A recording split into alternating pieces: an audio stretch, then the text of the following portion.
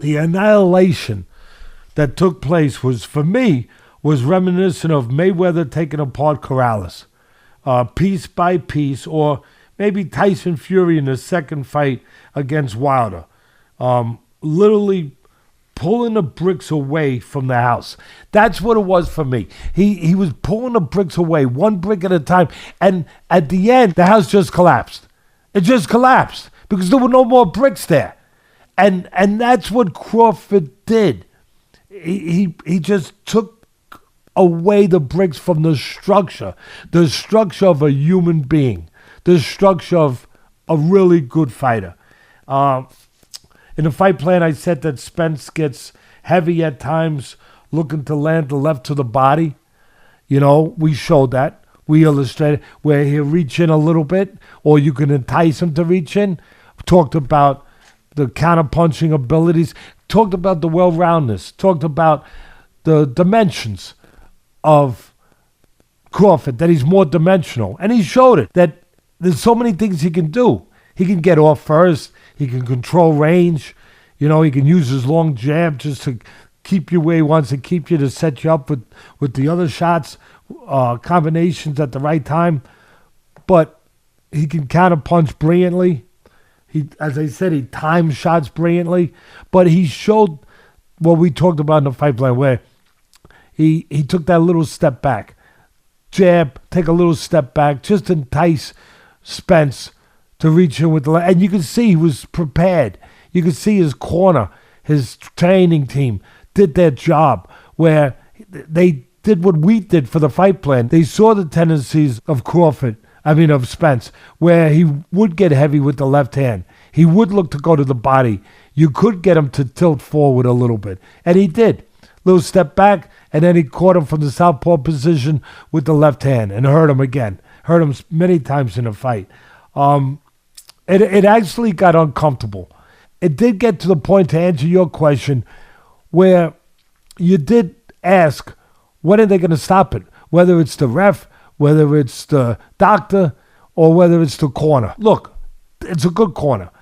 They've been good. They've done a good job by Spence's whole career. They've done a marvelous job. They've cared about him, obviously, in his life. There's no doubt about that. But it got to a point where you did wonder, if it's not the doctor, if it's not the ref, who's going to stop it?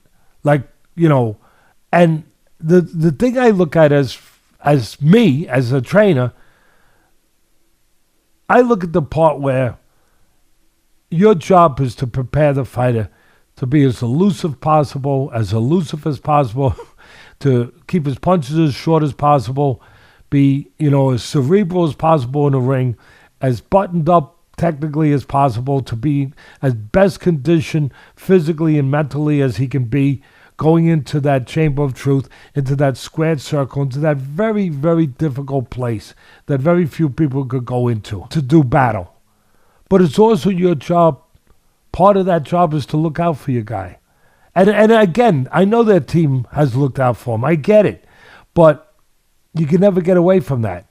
You hope you don't get to that point where you got to stop a fight, but many do. It's always part of what's hanging over you in this business. Always a possibility. And your job at that point is to see clearly, not what you want to see, but what needs to be seen for your fighter's protection. I'm not going to go crazy on them, but it just seemed that maybe they were, as you said, hoping he's going to land something. Oh, but that's where you have to be cold. You have to be able to put your emotions out of it. What you want, it's not about what you want and what you wish, but it's about something else. He was very game, Spence, all the way to the end.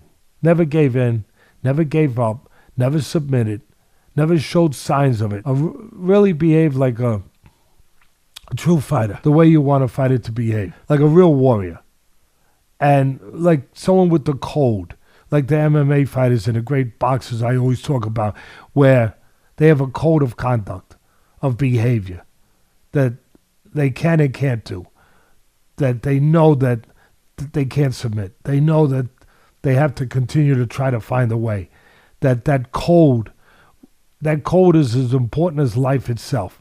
Because without it, without living that way, you're empty. You're an empty vessel at sea with no stewardship, with no captain. Just, you're empty. Because if you're empty in your spirit, if you're empty with your dignity, if you're empty with your pride, if you're empty with just what makes us want to live, what propels us forward, that care to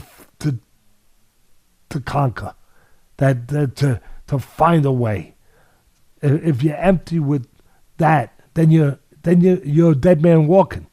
And guys like Spence, they understand that on some levels, where they adhere to that code when the time comes, where you might be getting hurt physically, but what's inside is the most important. That is still vibrant. That's still alive. The fire to try to not give in. At some point, I started to think, is he going to be broken to the point where he has to get himself out? And again, that didn't happen, but that's one of the things that you have to protect a fighter, a real fighter, with the real attitude, with the real toughness from himself.